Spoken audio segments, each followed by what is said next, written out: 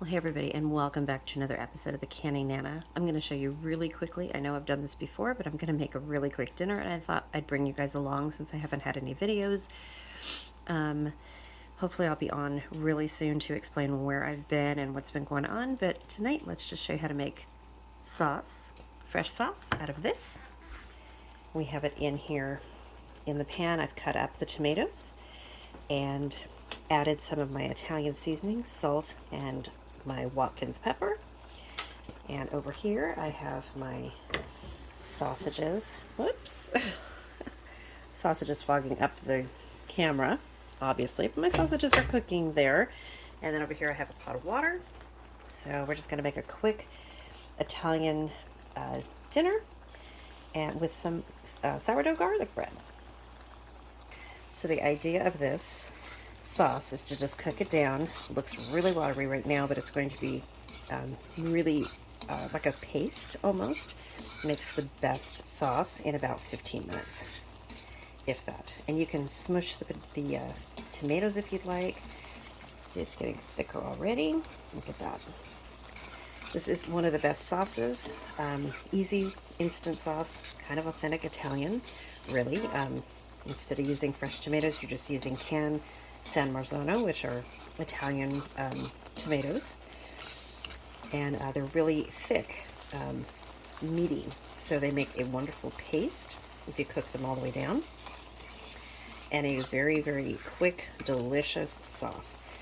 And once these tomatoes get really soft, you can just kind of mush them down, kind of like you would potatoes, and make a nice thick sauce. So we are going to watch our sausage over here and our water boiling over here, and gonna make some Parmesan garlic bread. Okay, so I have buttered the garlic, the sourdough bread, and I am just using San Luis sourdough right here. So I'm gonna get my garlic out of the refrigerator and gonna add some garlic to that. Okay, so we've got our garlic, and I'm just gonna put a little bit on here. This is enough for 2 pieces. Yes, we like a lot of garlic. Gonna get some on this other one. Okay, and all I'm gonna do is just spread it around like this so that it's even. And this is my canned garlic right here. I'll do the same over here. Actually, I think that one probably needs a little bit more. Sorry for the camera, you guys. Okay, and then we're just going to put some Parmesan on it. Okay, so I'm back with some Parmesan. I'm just going to spread it evenly. Usually I put some mozzarella on here too, but I didn't know we were out, and I just came from the store. So I'll have to get that, but I usually do mozzarella and Parmesan. This is Parmesan Reggiano. And it makes a really good cheese bread. So I'm going to pop this in the air fryer real quick, just until it melts, and then that'll be done. Okay, so about 5 minutes has passed, and if you look at this, it's thickening up really nicely. And I'm not going to smash these tomatoes down because I like a little bit of tomato in my sauce. So I am just going to leave these whole. Gosh, I am so sorry for the camera, you guys. I should have put this on the gimbal. I'm really sorry. This is going to be a really quick video, though. Just want to show you what I'm doing for dinner. And I will be canning again soon. Just got some new stuff to try for my back. So we're hoping this is gonna help. Let me move this a little bit. There we go. And you can see the sausages are in there. We've got our oil and salt in the pot. So dinner is done. And then we've got our bread in the air fryer. Super simple dinner. It takes really about 15 minutes to make this whole dinner. Super easy. So it's not a shelf-stable pantry meal. And it's not my Thrive Life, but it's just as simple, and it's one that I like to have on hand all the time. So I get these Cento tomatoes. They're San Marzano. They're organic, and I get them on Amazon, but you can find them just about anywhere. Walmart has them too. They are a little bit pricey. I've found the best price in Amazon. I get cases of it, but I use this very often, and I also make this and can it. When I make sauce sometime when I don't have fresh tomatoes, I will use these cans, about 2 cases of them, and can. And I am getting ready to do that because I've got quite a few cases that I need to go through before the date expires. They're not old, they're only about a year old, but I like to rotate through and can them when I am able to. Okay, so let's let this saute just a little bit more. The bread looks like it's done in there. See that? There we go, bread.